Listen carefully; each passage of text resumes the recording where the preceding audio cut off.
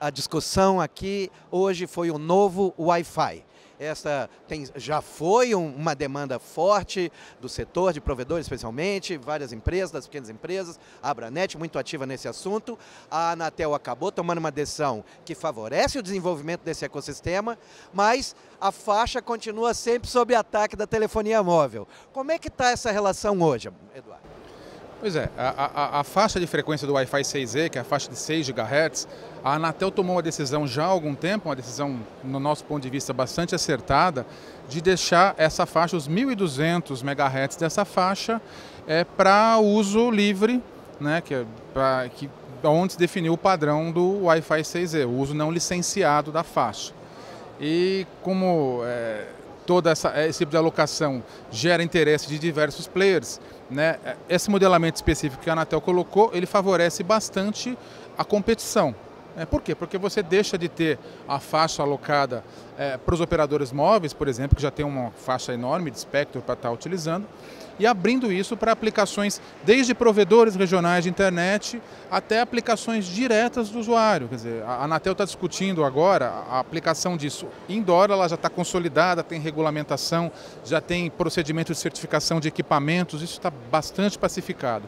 O que se discute agora é o uso outdoor, é o uso externo, e aí a gente tem alguns serviços que operam em caráter primário, alguns radioenlaces fixos que já operam nessa faixa, e alguns serviços também auxiliares à radiodifusão, depende da região, que também podem usar essa faixa.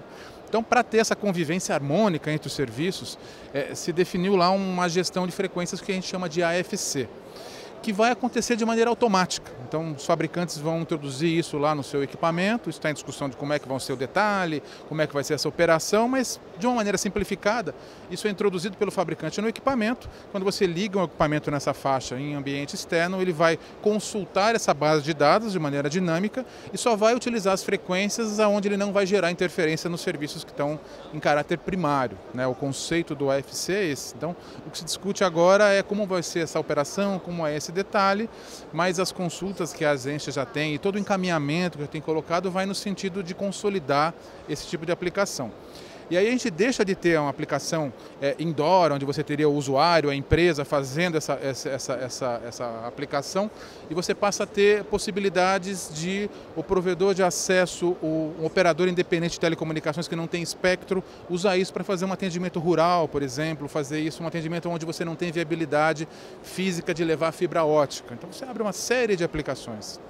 Agora, um ponto que você tocou, existe naturalmente uma disputa econômica, espectro é sempre um insumo essencial para todas as atividades, e aí uma questão que surge como é que está a ocupar essa faixa, inclusive para evitar esse assédio?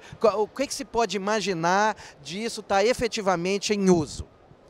Eu acho que é uma posição importante das empresas do setor e elas são muito dinâmicas. E quando se discute detalhes da regulação, se vai assim, se vai assado, a dinâmica do mercado já é muito mais rápida que isso. Então e é interessante porque chama o regulador para perto, para demonstrar, para colocar. Então, por exemplo, a primeira utilização de Wi-Fi 6 outdoor na América Latina aconteceu em São Paulo há um ano atrás, em dezembro do ano passado.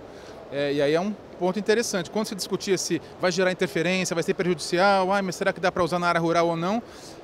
Esse teste foi bem ousado. Eles pegaram a maior cidade do país, numa região onde você teria, teoricamente, uma maior ocupação de espectro, a região do Campo Belo, próximo ao aeroporto de Congonhas, e o teste foi feito ali.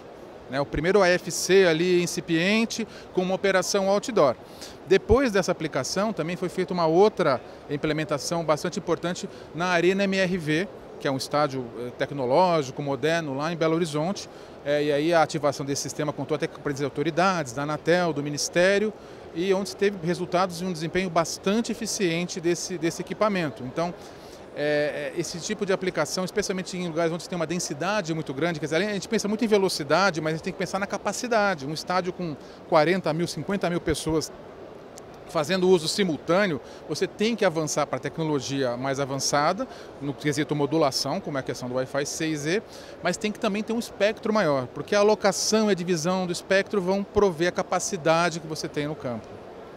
Nesse sentido, o que aprendemos com isso e de que maneira isso pode, se não acelerar, indicar um uso mais disseminado dessa nova tecnologia no Brasil?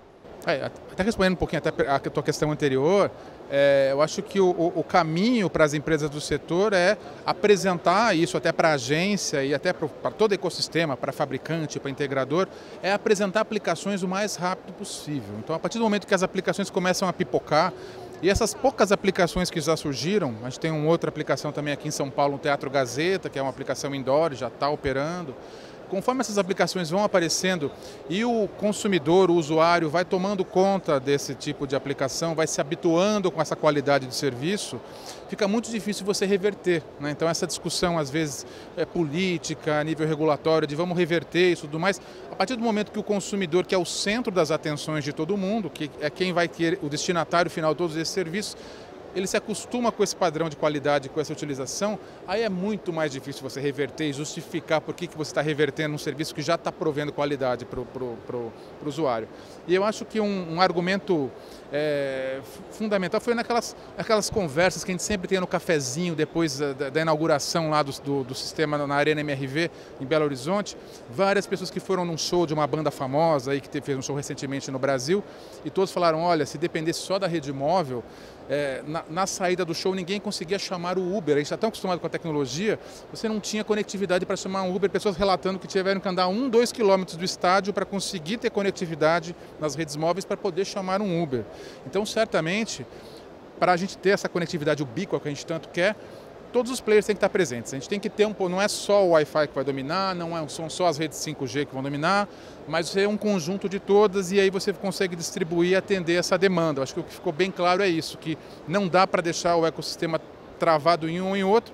E nesse sentido a agência foi muito sábia de promover a competição, porque essencialmente essa locação não licenciada promove a competição entre as operadoras móveis, entre as operadoras regionais, mas possibilita também o usuário, se o usuário falar, não quero nenhuma operadora e quero construir a minha rede própria, ele também pode fazer.